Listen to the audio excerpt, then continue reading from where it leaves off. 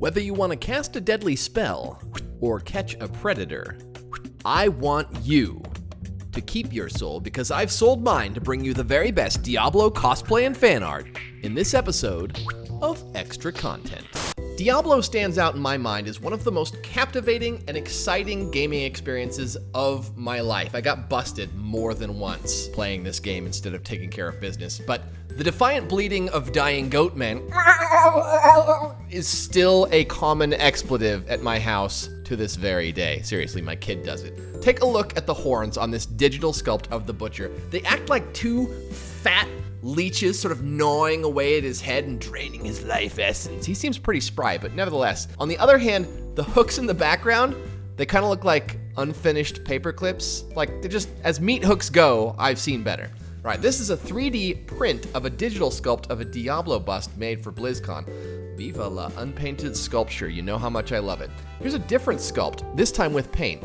This is a cool piece, but you can see how much focus is pulled from the form when you add the color. And if it's not done perfectly, you just lose so much. While I know it's not the same character, this sculpture just makes me think, don't worry, we won't hurt you.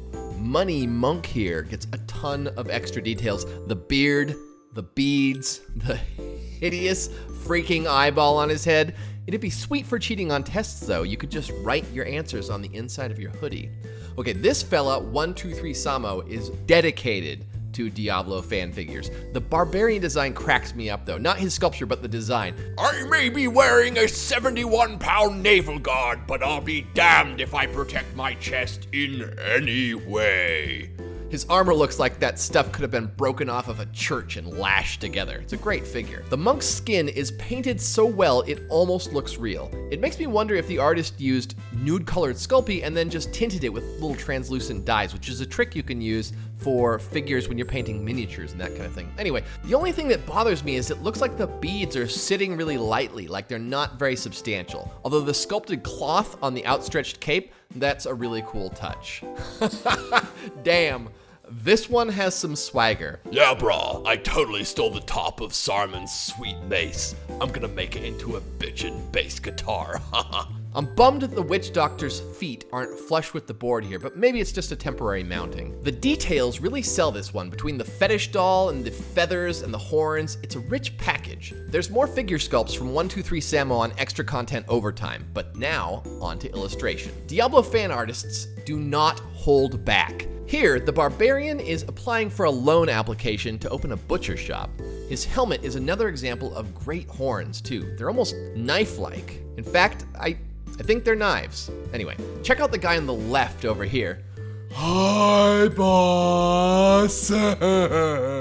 The rain is a wonderful touch, and I think you can see tendrils of steam rising from the witch doctor's glowing horn tips. That's an awesome detail. Okay, question time. Do you guys think that when a necromancer raises zombies and stuff, they stink, or could you build a deodorizing aspect to the spell, like into it? How would you set it up? Maybe the smell would be an advantage. Oh, there's more bare-chested glory here, and a slightly different version of the WWF Navel and Crotch Defender. This is one of those images that you can really sink your eyeballs into. Take a look at the dude on the lower left. He's already split open. His face is looking like, hey. Finally, here's a recording of yet another barbarian coming to life. It's so satisfying to see the artist's journey in these time-lapse paintings. I think there's a lot you can learn as an artist by watching these. Shoes have become a staple of the show now. Tyrael is an ambitious subject, but Extra Content demands nothing less. These nails seem destined to accompany those shoes. I mean, the colors line right up.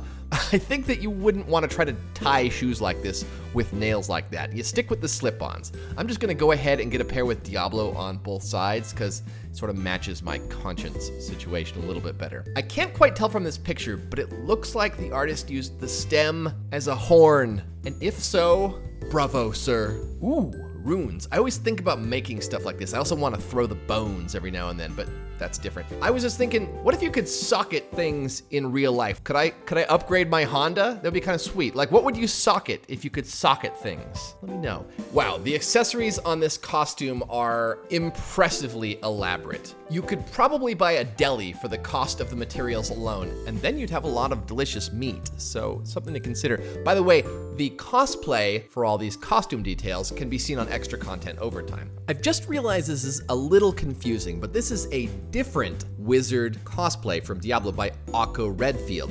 The detail in the crown, the layering of the robes, look at the colors on that thing. It's like cosplay phyllo dough. I want some baklava. The colors are absolutely making this one for me. The costume brings out all of the crisp discipline you'd expect from the character. Although I would assume that Master Fu would break your arm for having one elbow lower than the other. Oh my god, her headdress looks like a bunch of those erotic shadow puppet toy things sewn together, and I don't mean that as an insult. The dress is gorgeously detailed and filled with subtle black on black details. It's beautiful. Also, I can't quite look at her without hearing Lenny say, "Dental plan." Ha ha ha. Excellent backdrops. How I love thee. It's a little weird to see a Diablo character at head level, and stranger still to see a quiet moment of stalking, but both of those factors bring the image to life that much more. Lilia Lemoyne and Fernando Bruschetto return with their take on the Demon Hunter armor. Lilia is dedicated to the art of cosplay, and she makes all of this gear herself. That said, I think Kriziao takes the crown, because not only did she shoot on a great backdrop, but she also captured those signature Diablo 3 colors, and for me, that's the trifecta, the beautiful costume implied, of course. Them horns, those guns, that limited visibility. Seriously, what is it about helmets you couldn't possibly see anything out of? Anyway, stunning costume on the only sensible backdrop when you don't have a thematically appropriate one on hand. Please, no more pictures in front of Grandma's doily duvet. Imagine standing behind this guy at a con, though. He needs like a 5-foot radius at all times, or somebody is gonna lose an eye. I've seen a lot of cumbersome cosplay, but I wanna meet the cosplayer that would or even could go to a con in something like this. Interestingly, it looks like the legs might have sort of an inflatable component the way they're stretching, but I kinda doubt it. It doesn't feel right. Degwerity, if you see this, drop us some info in the comments or email me or something. I gotta know. There's a ton more extra content, but first, links in the description, like if you saw something awesome, and subscribe for more.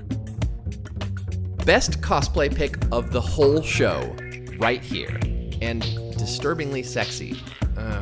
I need to get back into therapy. Click the overtime button to continue watching the show right now. You're gonna see my private reserve of Diablo cosplay and fan art on Extra Content Overtime.